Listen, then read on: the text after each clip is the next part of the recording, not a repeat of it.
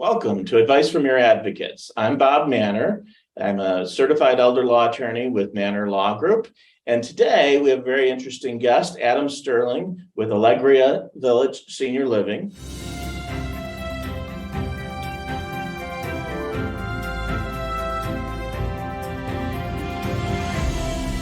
And so I know, Adam, that you've been in the senior services community for a long time, over 30 years, I think. So if you can tell us just a little bit about yourself and a little bit about your community.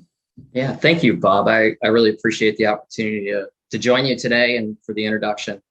And I hope that'll be an interesting topic. It is to me because, as you said, I've been in the industry for about 30 years now, 25 in the senior living industry, kind of across the spectrum of care levels and types of facilities. And then I got in one of the things that I think I should mention, I got into the industry because initially out of a care situation in my family. And one thing maybe you've discovered and that I have found in working with so many of my colleagues who work in senior living and many of the service providers, many of us started that way. Right. It wasn't like many of us went out and got gerontology degrees, but we had an experience that profoundly touched us. And we discovered senior living or senior care and services, and that really brought us into the industry.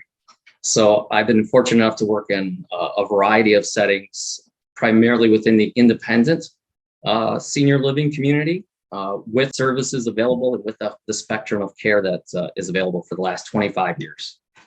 That's really interesting. And I actually hadn't really thought about it that way, but you do see this a lot. The real people that have been in the senior services community for a long time, a lot of them have a personal story. And it's really interesting. And often that means that they're really tend to be more committed to making sure people have quality lives, especially in their last stage of life. And now that I think about it, that you brought it up, I can think of lots of examples where that is exactly how somebody got into this field, is because of personal experience or family experience. Yeah, I think it's very common. It's kind of a mission-driven field because even, myself, I spend a lot of time in the independent living environment. I work with people who move in and for a variety of reasons, some aspirational, some need-driven. But eventually, we work in an industry where people age and where disability will occur over time and where more and more care is needed. You really have to have a passion. You have to have a level of empathy and commitment that drives that. And, I'm not saying that about myself. I'm saying like you really do find that in this field. And when we touch base with one another, I can think of it going to your boot camp conference and just what a phenomenal group of professionals in that audience that went through that training that day. Just all great people with great stories and tremendous skills and, great professionalism. It is a great field to be in. And, I would even say it's interesting, we were talking a little, I don't want to deviate off too far, but when you think about the direct care workers, particularly today in this environment, you can go out and get a job at a fast food restaurant now. You have to be committed. The people that do that type of work in the direct care, they are mission driven, and they're really the backbone and the heart of the community. Even in an independent living environment, because eventually people will need that care. So it is great to be a part of an organization and part of an entire field and industry that comes from that place. And you probably have experienced it. I've met people that have not been in this field, entered into it, and they cannot believe sort of the quality of the people that are here and the level of cooperation amongst organizations and amongst even competitors. Yeah. That's, I think that there's a couple of really key points that you made there, and that mission driven, I think that's really important. You talked about the boot camp that we do, the Elder Law and Advocacy Boot Camp. And I do notice that the passion and mission folks that come to that, they take an extra day out of their schedule when, some of them are coming because they need continuing education credits for their social worker license or their administrator license. But whether they're there because they want the credits or they don't even need the credits, there is definitely a mission-driven aspect of the people that come to that, because they could go to any online course most of the time. They could, do the easy things, but they come to an event where they can really learn more about advocacy and making sure that we get the quality of life. And so this is really interesting. I really want to highlight what you said there, because that's not what the culture tells us, right? There's so Yeah, it's many movies interesting. out there. This bugs me so much that Yeah. there's so many movies that portrays the long-term care industry in such a non-compassionate way. And they, oh, the kids are dumping my grandma at the, old folks home. There's no such thing Yeah. as an old folks home, We've got Yeah. this whole spectrum. And in my experience, and obviously, Adam, you know this as well as I, there's bad, places out there, and there's bad employees out there that don't care and are just trying to, get a paycheck. But so many times in so many places, I've seen just the passion for quality of life, quality of care, and just a mission to, provide really positive experience in that last stage of life for folks. Yeah, to your point there, it's kind of interesting. You're right. The movies, TV, it's kind of interesting. I think in some ways, some of it's starting to catch up a little bit.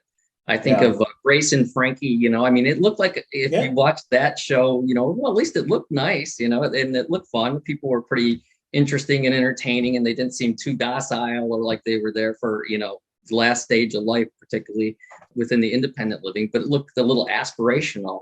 That's a little better reflection in terms of what is the reality and what's come about now. I know you're familiar, I'm familiar with like places that are just stunning.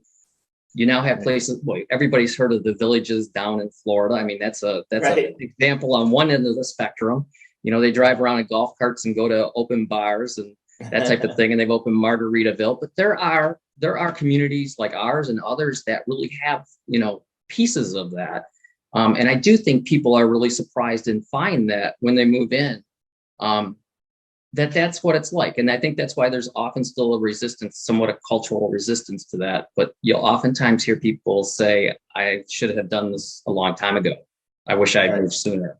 And that's kind of, I think almost in every spectrum of care, whether it's very independent living, which is a little more of my familiarity, or if it's assisted living or memory care or nursing care, one of the things that surprises people, I think if they reflect on the experience they've had with family members, is you will find a lot of passionate people. You will find a lot of care. You will find an environment that was actually appropriate and correct for a person where they're at to provide the greatest validation and independence and autonomy for that person, wherever they are. And if they're really independent, which is the kind of world that I live in a little bit more, then it's an opportunity for incredible growth for them. It's an opportunity to do something completely the opposite of staying in your house, and how much that can expand your world. So very interesting. The world's catching up with us, Bob.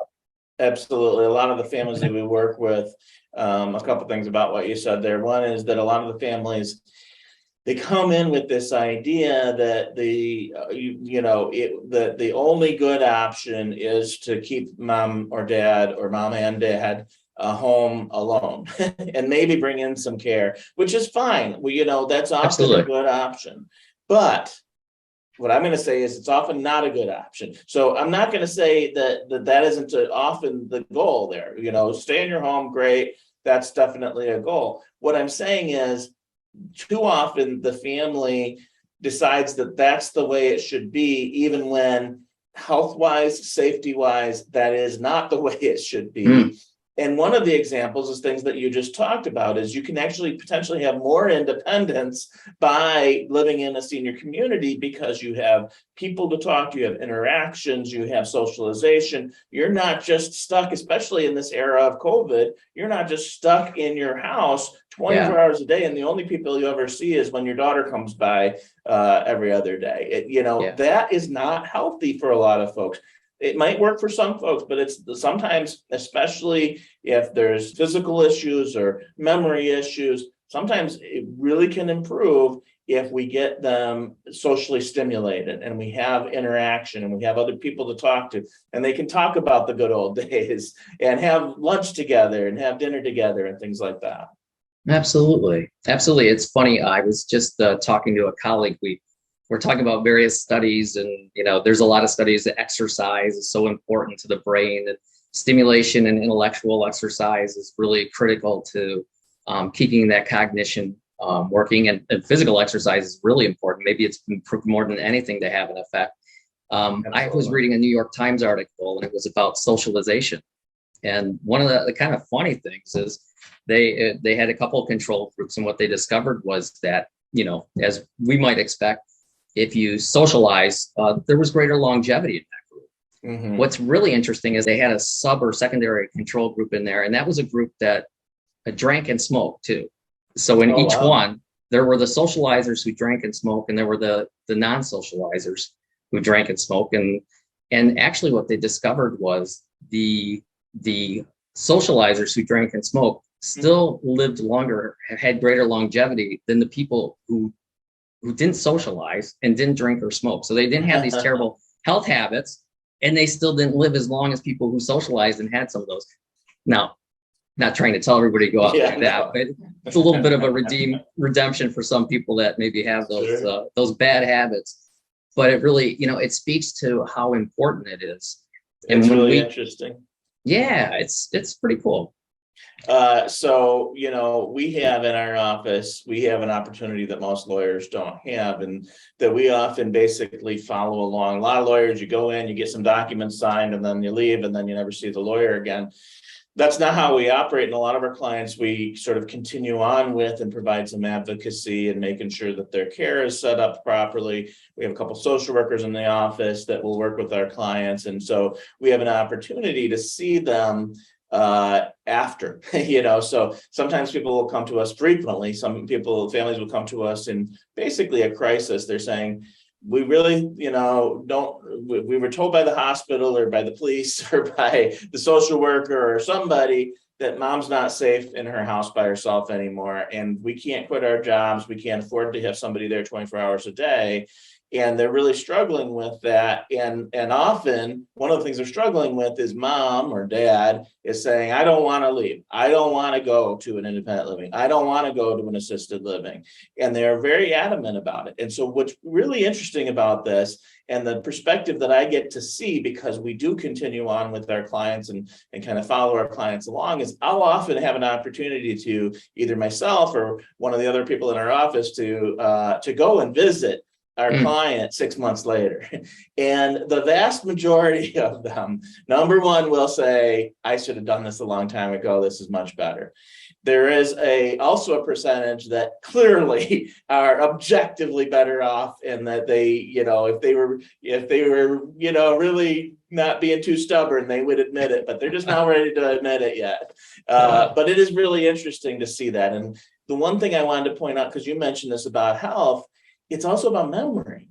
So what I've seen, and this is just my own personal observation, okay? So my personal observation is when somebody's been in their house and the only interaction they have is with the family, when family can come by, and they really don't have interaction with people their age, or really a lot of interaction with, you know, ongoing on a daily basis, and their memory starts to suffer. And they have a form of dementia, some form of dementia. But what I've seen many times is you get them into a community where there's people to talk to and interaction and social activities, and their memory gets better. And, you know, I'm not going to say that there's any clinical study here, but I can say, you know, everybody gets on these drugs that are supposed to be for memory issues. And the drugs, even if you look at the statistics, they only help a certain percentage of people, not even that high a percentage of people, but everybody tries those drugs. And in my personal experience, I don't have any studies to quote on this, but I've seen in my own clients many times where we get them out of that loneliness. We get them interacting, we get them getting up and getting, you know, interacting, getting dressed, going to lunch every day with you know, folks in their, you know, age range, things like that. And often their memory improves. Yeah, I can concur with the same experience. We used to struggle. So when I started, you know, we struggled with assessments. Even in independent living, there's always some type of an assessment to make sure it's an appropriate level of care. If they move in, people are going to be successful, that they really are independent, that they're not experiencing some form of dementia that would put them at risk or unsafe, or just like inevitably mean they need more immediate care. It's not fair to move them into an independent environment. Right. What's really interesting, in a few cases, we come across people who maybe were expressing some kind of cognitive difficulty, some kind of memory. And what's really nice is we did have, and we do have really great clinicians who wouldn't just, so some people will administer the mini mental test, and the questions and whatever it says, the score, that's the answer. Others see more subtlety in the answers. There's more professional training in terms of what it's telling you. And so I was surprised about 2/3 of the time we would look at it and really diagnose more depression, or we'd see things that wouldn't tell us that this necessarily is something that's going to probably stay the same or get worse, but maybe might improve.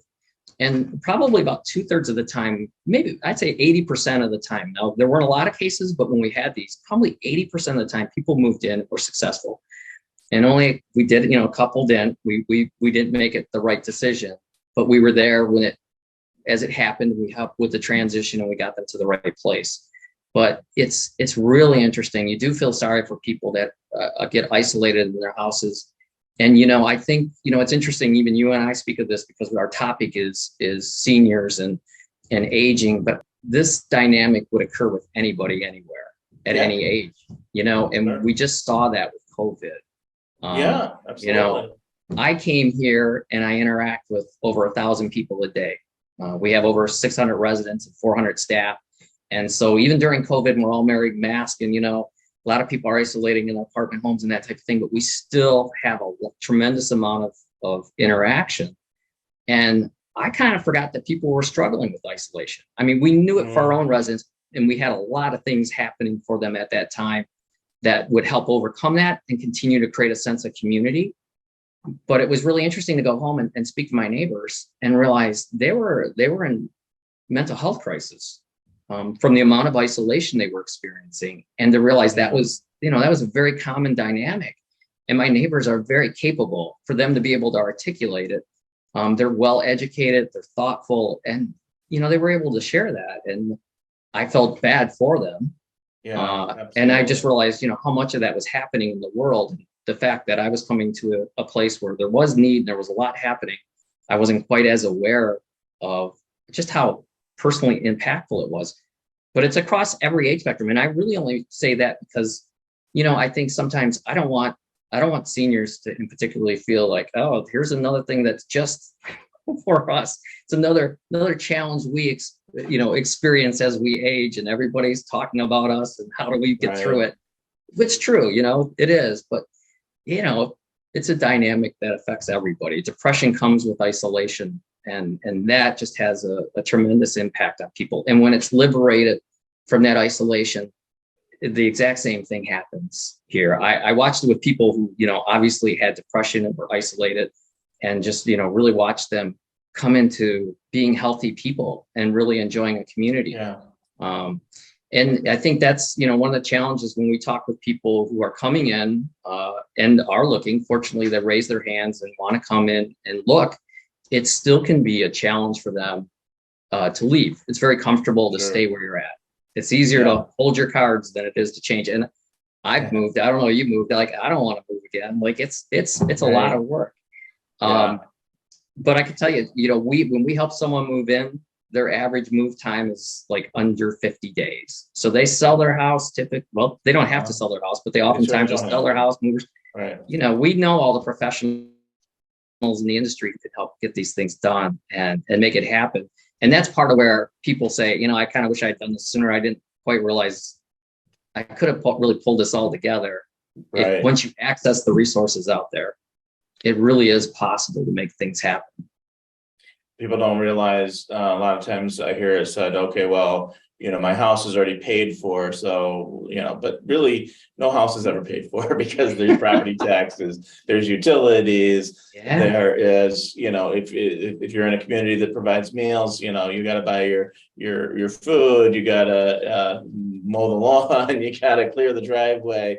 There is a cost of a house that is just kind of hidden because we don't think about it quite in the same way as a monthly, amount. But I want to shift gears a little bit and just for a second talk about independent living. And so this is something that we always try to point out to all of our clients and those in the senior community, because it's really important from a legal perspective to distinguish And to be clear, and you know this, that there is no independent living license in Michigan. You can't be licensed as an independent living community. It's not a thing in Michigan. And so we use that term, but what it does is it tells us certain things that distinguishes it from assisted living or adult foster care or memory care or skilled care or any other of these types of communities. And it's important to make that distinction, and very few people actually do. So a lot of times I would bet,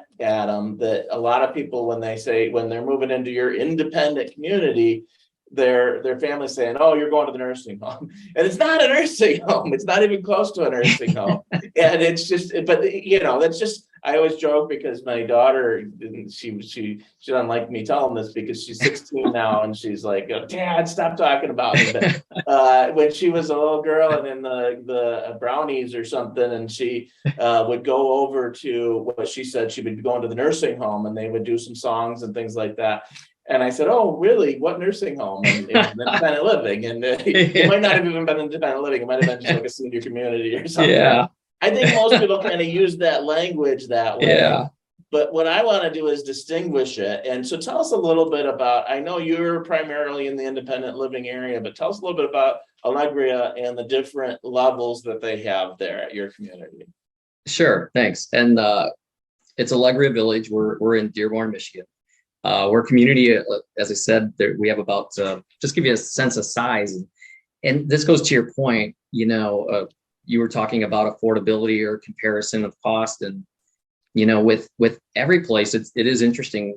You always start with the assumption it would be more expensive to live in a senior community. It may not be. It may be comparable, or maybe the value brings it in. We consider ourselves very, very middle income affordability. It's only a monthly fee. And quite honestly, if people added up all their expenses of staying in their house, I would say probably half the people save money moving in and half spend a little bit more, but find it worthwhile. That's not the case for everybody. Some are higher end, and with that brings different types of value. Every product has great value. You just find the one that fits you. There's just so many different factors of what make it the right place for you. And affordability or value are just two of them. There's tremendous amount of amenities that can do that. So we're a community. We have about 600 independent living residents. We also offer a whole continuum of care. So we have assisted living on site. We have 97 private apartments for assisted living, a portion of which is segregated for memory care specifically. Okay. Our staff currently, I know you would appreciate this because you're actually provider of training for these types of programs for the certified dementia practitioners. Right. Our staff is investing in that. So our activities, our staff are all becoming certified dementia practitioners so that they are even better capable and able to really provide the type of commitment, care, assessment that people really need in order to get the validation, the empathy, the direction, the support they need when they require that care. So I'm really proud of that. We're a recently bought company, and our company is investing $4 million in capital expenditures into the property. What was really interesting, they started with the assisted living. So they purchased in October of last year, and the owner said we're about 17 months behind because it's just the whole supply chain issues and everything have just taken such a toll in terms of trying to get things accomplished today that we're even further behind than when we started practically in some sense. But there are renditions and a lot of renovations coming to it. But there is that care, and it's for residents. When there's availability, it's available for outside folks. But what's nice when you move into a community, and we talked briefly, there are many communities that have a variety of care available. Oftentimes it's if it's an independent living, it may also have assisted living or a memory care and home support. So we're very fortunate that we actually have each of those components here. So if our residents age in place and ever require more care, or even if someone's coming from the outside, if there's availability, then the assisted living and the memory care are there. We hope and want that people will age in place. We hope that, when they make a move, it's only one move. We're sometimes fighting the condo. People have decided that house is too much. Yeah. Somebody's wife said, you're not going up on that roof again. You're not doing the gutters. Enough is enough. We're not dealing with this anymore. And they move to a condo. It's like, really, you move to a condo, you're just prolonging one more move. At least if you had just done one more or done a little more investigation, you really could have enjoyed a fantastic life and had that preparation in the event you ever need more care in the future. We also provide for a skilled nursing facility, which has 89 private units. And it also has as a significant component of it, rehabilitation. Yes. Which is, of course, if I'm in Dearborn, so it's kind of like an auto industry analysis. If you have a parts breakdown in your car, goes into the shop, gets rehabbed. Same thing here. If you get a knee replacement or a hip replacement, or if you had a stroke or anything of that, you would come into a skilled nursing home rehab, and basically you would rehab. You'd work with occupational therapy and physical therapy and speech therapy, and we get you back on your feet and doing what you loved. Interesting, I'll tell you what I've also discovered is, some people don't return back. So say it's a more serious incident that requires a hospitalization and someone ends up into rehabilitation. And then you rehab, and you've seen this with the Medicare reimbursement usually provides for rehabilitation, as long as a person is progressively getting better, and then it stops when it stops. And with every individual, you really never know how far it's going to go. Most people, will make a fairly good recovery and return to their lives the way they should be. But if they don't, then that's where maybe a different level of care comes into place. Maybe it's skilled nursing, maybe it's assisted living. It could be anything. Right. For us, just one more segment. It's I'm really proud because I think it's a pretty amazing environment. It really is designed around people aging in place, moving in early, enjoying life, and then having the care if they need it, when they need it. So maybe they need someone, they move in. Hopefully, I love people that move in and don't need any care in place today, but they know it's here for them in the future. So there's also an on-site medical center with a full-time geriatrician. He's here Monday through Friday and takes calls after hours. All the specialists come in during the course of the week. There's a dentist who's here twice a week. There's a podiatrist, there's cardiologists, pain management, chiropractics come in. So, every place is different, but I just want to help see that there are really some great products out there. There are other places that are just fantastic too. Each one brings its own unique brand and products. I'm proud of where I work. It's just have such a great dynamic of things that are available for people if they require care in the future. It's kind of all here. We even have 24-hour security and EMS. So anything happens, we're trying to cover that whole spectrum of possibilities as someone ages that they may encounter. We want them to live their best life and enjoy.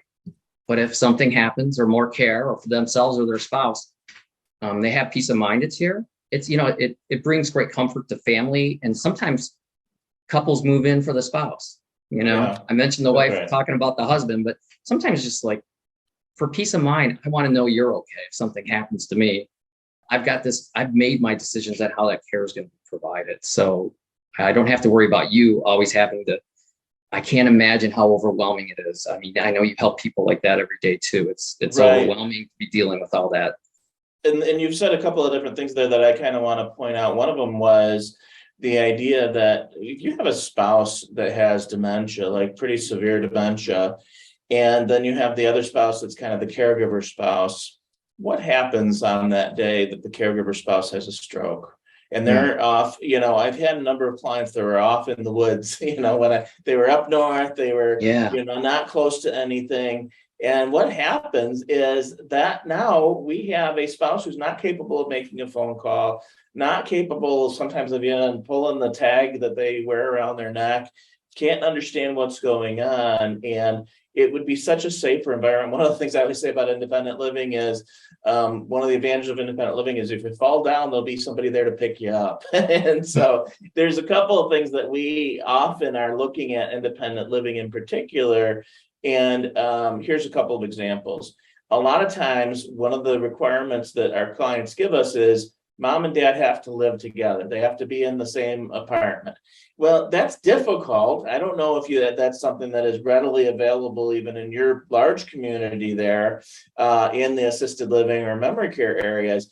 For the most part, that's when we're going to be looking at independent living and then bringing in care if we have one spouse that needs a substantial amount of care. But if we want them in the same place, independent living is often going to be the option. The other thing is independent living is when we don't necessarily want them in the same room because they have different levels of care, but they both need some level of care. They need some level of security and a protective environment. And so we're often looking for communities like yours in that we could have one spouse in memory care and the other spouse in independent living, but they're in the same community. It's so much more difficult when dad is in independent living 10 miles away from mom in memory care or skilled care or whatever. And so often if we want to, and even difficult on the kids because now they have to visit two different places to see mom and dad. If they can go to the same community, they're not necessarily in the same apartment. They might need different levels of care. So this is sort of the flexibility of independent living. And the definition that I have for it, I don't know if there is a definition of independent living. This is my definition. Independent living is where you pay one price for room and board and you pay a separate company for care. You write a separate check for care. You don't get one invoice for care and room and board. Is that, you'd say that's a decent definition? I think that's fair. Absolutely. That would be my that definition because what it does is it opens up a lot for our clients in that a number of the programs we work with, like the waiver program, the My Choice waiver program, or the PACE, the program for all-inclusive care for the elderly, or sometimes veterans benefits, for example. All of those sometimes work a lot better in independent living than they do in other settings because it doesn't, independent living, but all of those programs look at providing you care and services in your home. Well, your home is the independent living. And so since you're writing two checks, one check for room and board and one check for care, if we need help paying for care, we might be able to, and that's something my office helps people with, might be able to access one of those programs to help pay for the care portion of things through My Choice waiver or through PACE or through one of the veterans benefit programs. So independent living is a lot more flexible when it comes to trying to get the best use and leverage our money the best way that we can so that we can access care. Another thing that I'll like to point out about independent living is often if we're going to bring in care, if they're going out to somebody's home, many of the care companies that do home care have a 3 or 4 hour minimum. And the problem with the 3 or 4 hour minimum is they may only need 20 minutes, but they're not going to pay their employees to come out for 20 minutes. They would go out of business. But often we can work that in an independent living because they have multiple clients they're going to see. And it can be cost effective also so that we can make sure. And one of the things that frustrates a lot of people about home care is they say, well, they come out and help me, but then they're just sitting on the couch talking to me for 2 hours. And they don't like that. They want to go back and, do their own thing or whatever, watch TV. And so independent living kind of solves a lot of those problems. That's a great story.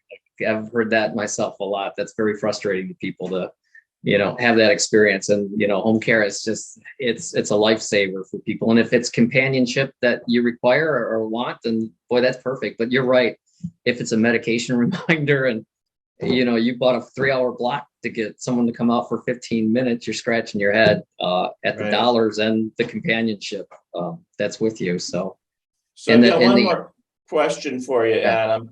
I want to talk a little bit about inclusiveness in senior communities, because this is a thing that a lot of people just don't think about or realize that, there's different communities and just making sure that our community is inclusive. And I know that Allegria has done a great job with that. So talk a little bit to that and the issue of inclusiveness in a senior care setting. Oh, well, thanks so much. That's something that's important to me, and it's important to our owners, and it's been part of our culture here from the beginning.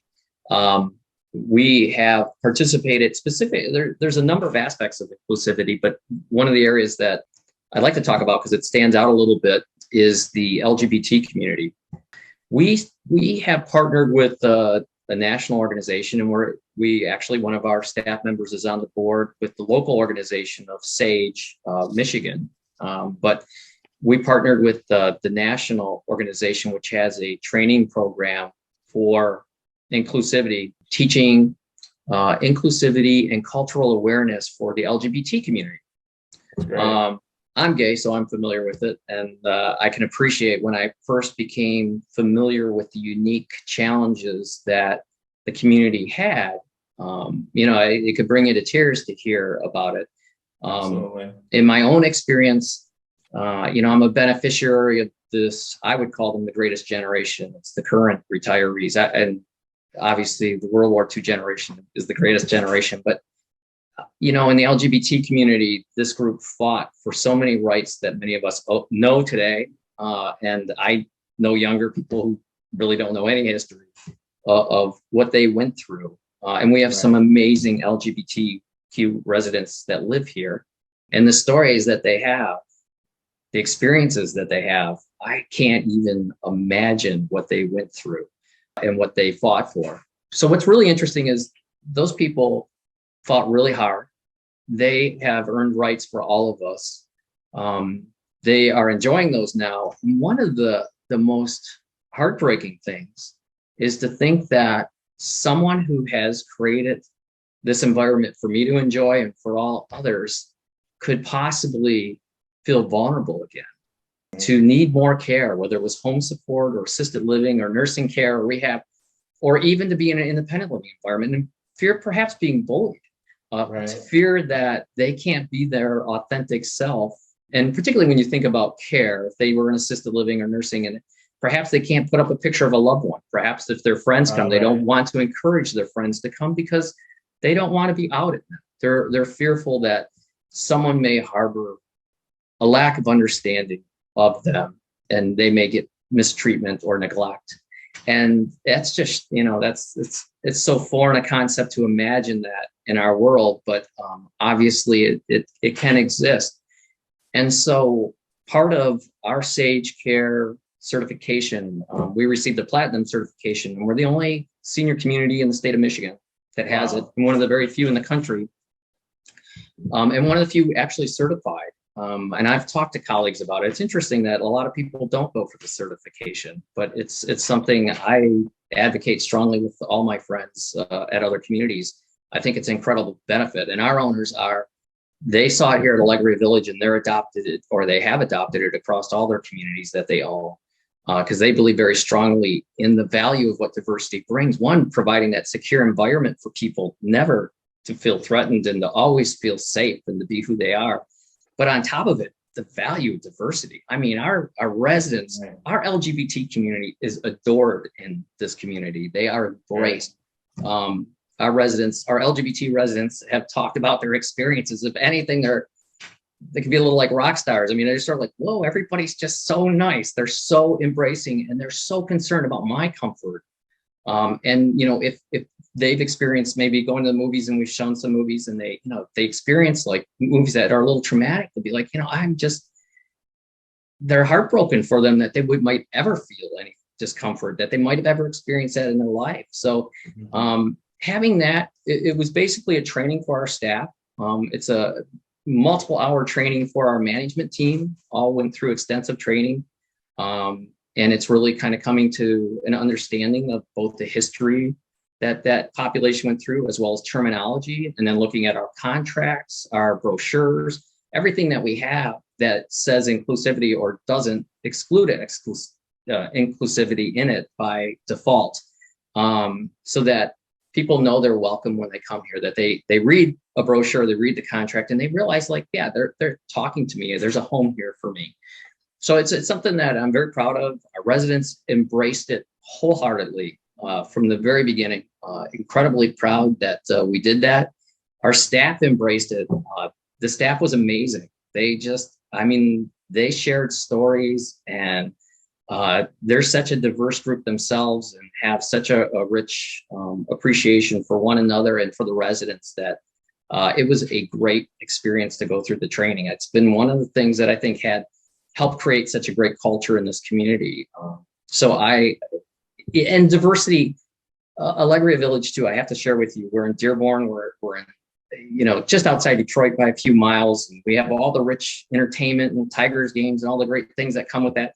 We're also part of a very diverse community, and our community is racially diverse too. And I have people that move here. They wouldn't move anywhere else just because of that. They, as I said, there are different things that attract different people to different communities. I've had people that move in and said, I always want to be a part of diversity. I appreciate the richness it brings to life. And so that's why, I don't hesitate to share it with you. Like, yeah, we're diverse in many respects. And that's the type of people we want to attract who really love and appreciate that, because it does bring a richness. I mean, it's just, you will have relationships unlike anything you've ever experienced because of the diversity of people that are here. So it's wonderful to see. And we talked briefly, like the generations are just so open, the silent generation, ironically, more open than the World War II generation. And the new generation is the baby boomer. Gosh, the baby boomers are moving into senior living. Like, who would have thought, well, you got Mick Jagger still out there performing and things, but, they're moving in, and they want, they created this world. They want to continue with that. They don't want to be, pigeonholed into something. They want choice. They want diversity. They want so much when they move in. They want lots of choice in everything they do. And every service, amenity, convenience that's available, options for care, and anybody in this industry who embraces that is going to find tremendous success and lots of fun and growth. And anybody, I think, who recoils from that is probably going to experience some real challenges. But, it's one of the things I'm very, very proud of in this community. And I honestly, I'm proud across the industry when I see so many of my colleagues and the people that we work with that do embrace that. It makes it exciting. It just makes it such a fantastic place to live and work. Really love it. Well, Adam, thank you so much for joining us on Advice from Your Advocates. I do want to remind everybody to save the date. We talked about at the beginning about our Elder Law and Advocacy Boot Camp. Well, we're coming up next year on our 9th annual Elder Law and Advocacy Boot Camp, and it is scheduled for Friday, April 21st. 2023 from 8 a.m. to 4 p.m. There's going to be 5 continuing education credits, or we're going to apply for continuing education credits for social workers, nursing home administrators, and case managers. So make sure you save that date. And thanks again for joining us for Advice from Your Advocates.